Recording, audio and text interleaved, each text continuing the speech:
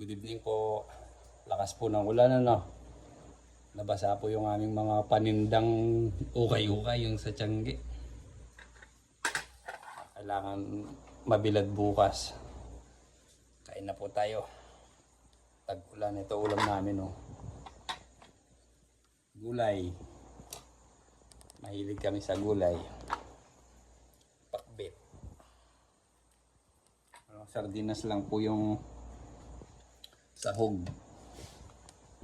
May nakuha akong atis kanina sa likod oh. Ang dami nito, 6. Hinog yung 3. Pero ito hinog na rin to. Nakuha ko to kahapon. Yan oh, hinog na oh. Oh. Panghimagas natin to mamaya. Pagkakain. Nahinog agad. Pinutol ko kasi yung mga atis dyan sa likod tsaka talisay. Umaano na sa bubong.